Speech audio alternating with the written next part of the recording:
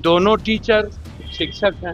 निश्चित रूप से बिहार यूपी में कुछ लोग मजे ले रहे हैं कि क्रिमिनल के तरह दोनों शिक्षक को ट्रीट नहीं करना चाहिए। या एजुकेशन में जिन तरीके से बाउंसर रखी जा रही है, एक शिक्षक को, एक डॉक्टर को बाउंसर की क्या जरूरत पड़ जाती है। नमस्कार, लाइव सिटीज देख रहे हैं आप। मैं हूं ताज। रोशन आनंद सर की गिरफ्तारी बेहद गलत है और इस तरह से अहंकारी नहीं होना चाहिए। वर्चस्व की लड़ाई है और बाउंसर किस बात की रख रहे हैं, ये तमाम बातें पप्पू यादव एकदम गुस्से में है। उन्होंने कह दिया, अपील किए हैं दोनों शिक्षकों से खान सर और रोशन आनंद के मुद्दे पर। इसके अलावा वो काला चिट्ठा भी खोलने की बात कर रहे हैं कि हर एक मंत्री की जांच होनी चाहिए। रीशु श्री मामला में जो है एक एक करके बातें सामने आनी चाहिए और पप्पू यादव ने इन तमाम मुद्दों पर मोर्चा खोल दिया। क्या कुछ कह रहे हैं, पहले आप वो सुनिए।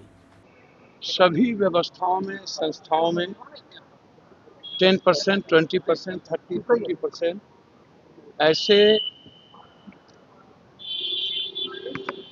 व्यक्ति का प्रवेश हो चुका है जो हमेशा अच्छी संस्थाओं को बदनाम करने में लगे रहते हैं।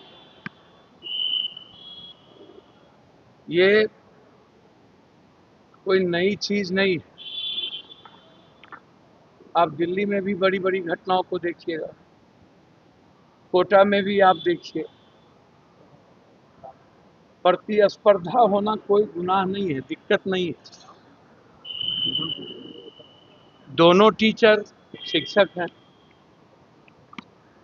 एक ग्लोबल लेवल पर जिनका रेस्पेक्ट है और एक निश्चित रूप से बिहार यूपी में, झारखंड में जिन्होंने बेहतर तरीके से 5-6 सालों के अंदर एक बेहतर ज्ञान को लोगों के बीच ले गए हैं।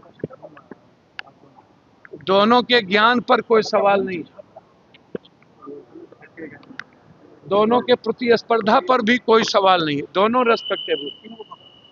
लेकिन जिस तरीके से कुछ लोग मजे ले रहे हैं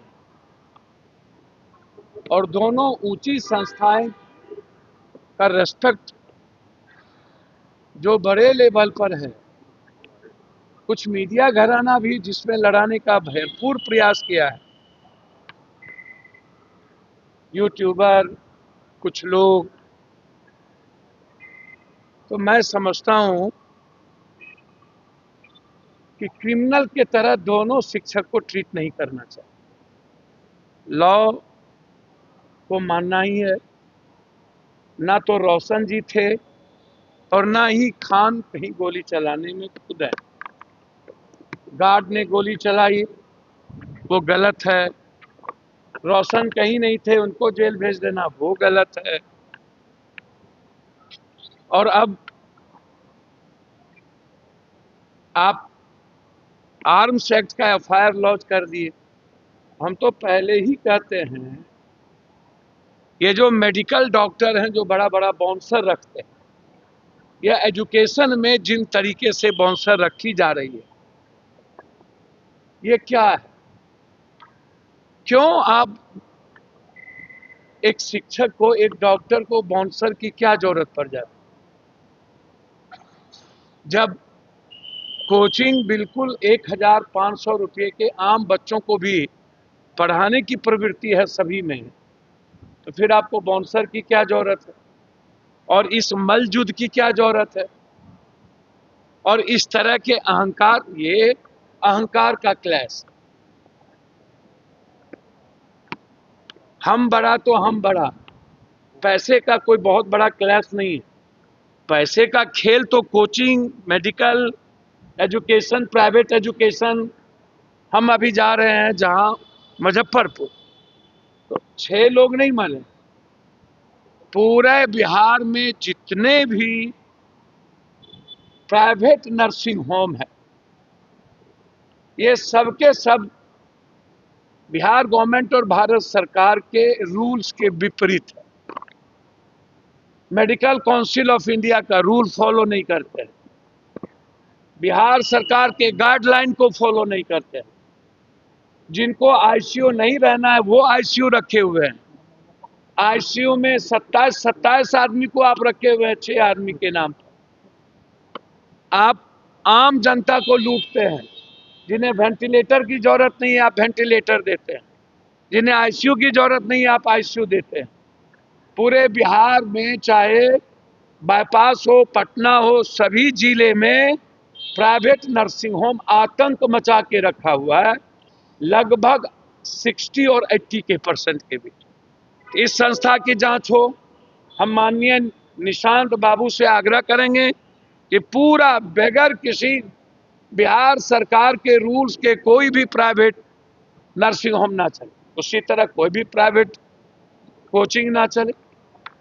हम तो कह ही रहे हैं, ये जो कुकुर मुत्ते की तरह नर्सिंग होम बिना किसी ज्ञान के हर जगह आप कोचिंग खोल लिए हैं, प्राइवेट स्कूल खोल लिए हैं, और इस संचालन में सबसे बड़ी भूमिका किसकी है? सिविल सर्जन सबसे बड़ा दोषी है। पैसा लेकर के सिविल सर्जन सर्टिफिकेट दे देता है, पैसा लेके नर्सिंग होम खोलवाता है, और उस नर्सिंग होम और कोचिंग के साथ में जो थाना होते हैं वो उससे पैसा वसूलता है। थाना, प्रशासन, शासन सभी लोग पटना में जितनी प्राइवेट कोचिंग है, क्या ये पता नहीं है? पंजीकरण बहुत लोगों का नहीं है, अवैध हैं सभी लोग, मीडिया ट्रायल है। हम तो पहले भी कहे हुए हैं कि ये जो सेटर है, क्वेश्चन आउट होता है, इसमें भारत के सबसे बड़े कोचिंग माफिया का सेटिंग होता है। सारा कोचिंग बिना एक्ट के चलता है। मैं तो यही कहूंगा ना कि इसमें आप किसी व्यक्ति विशेष को दोषी कानून के तहत, पूरी तरह की फेल्योर सिस्टम की सरकार की है। सरकार लगातार जान रहा है कि अब 3 बार जल चुका, आग लग चुका है बिहार में, तो कार्रवाई कब करिएगा? एफआईआर कब होगी? आप एफआईआर करिएगा ना। आप रिशु सिंह के किसी भी पूरा दबाने में लगे हुए हैं, सस्पेंड कर दिए, एफआईआर किए ही नहीं। और जिस खेल में आनंद किशोर जी सबसे बड़ी मछली है और सेक्रेटरी प्रमोद कुमार पूरा मजे आंध्रा में जाके ले रहा है, ऐशो आराम की जिंदगी जी रहा है। ऋषु श्रीवास्तव के मोबाइल में उसका पूरा फोटो है, रंग रंगेरिया मनाते परिवार के साथ 2 लाख रुपया एक दिन का। एफआईआर क्यों नहीं कर रहे? और जब से ऋषु सिंह बुडको में आया या भवन में, तब से मंत्री कौन कौन लोग हैं? तो आप सारे मंत्री की इंक्वायरी क्यों नहीं करवाना चाह रहे हैं? आप जब जीरो टॉलरेंस की बात कर रहे हैं तो सब मंत्री का भी इंक्वायरी हो। कौन कौन रिस्पॉन्सिबल है? बिना मंत्री के तो कुछ होता नहीं है। सिर्फ सेक्रेटरी, पदाधिकारी, विभागीय मंत्री नहीं, और एफआईआर नहीं। और जो बड़ी मछली है, आप कह रहे हैं कि आनंद जी है, ईडी बोल रही है, तो फिर अभी तक कार्रवाई क्यों नहीं? और लोग हैं, कह रहे संतोष मल है, 2 मेडिकल कॉलेज का टेंडर दे दिया धर्मेंद्र, कह रहे वो हैं, क्यों नहीं? बारे बार आप नीतीश कुमार जी को दाग लगाने के लिए सब उपाय कर रहे हैं क्या? मतलब नीतीश कुमार की छवि क्या थी? ईमानदारी की। और जब ये सब चीजें हो रही है तो इसमें इन्वॉल्व कौन हो रही? कहेंगे नीतीश कुमार जी के काल में हुआ। तो जो बात आप लगातार उठा रहे हैं, यह कोई कोचिंग का ही मामला नहीं है। कोचिंग है, प्राइवेट स्कूल है, प्राइवेट नर्सिंग होम है, और सब सरकार के संरक्षण में फल फूल रहा है। सरकार दोषी है। लालू जी और राबड़ी जी की सुरक्षा घटाई गई है। आप किए करते नहीं है। हम तो हाई कोर्ट गए, अब सुप्रीम कोर्ट में हमने फाइल किया। हमें यह बात समझ में नहीं आती है, जो सरकार बनी है उन्हें अच्छे कामों पर ध्यान देना चाहिए। उनको मौका है हीरो बनने का, अब ये छोटी छोटी बातों में असेसमेंट आप कर रहे हो और एक एमपी को आप जेड दिए हुए हो, किसी एमपी को वाई थ्रेड दिए हुए, बीजेपी के सबको दिए हुए हो। राबड़ी जी और Lalu ji ex chief minister है और लंबे समय से बिहार में, देश में उन्होंने सामाजिक न्याय की लड़ाई लड़ा है। लालू सुरक्षा से क्या मतलब, घर से क्या मतलब, हमें इस बात का समझ में नहीं आता। चलेगा, और लोगों की सुरक्षा आप मूल्यांकन करिए, आप तेजस्वी जी का किए, कोई आपत्ति नहीं, अन्य लोगों का करिए, कोई दिक्कत नहीं।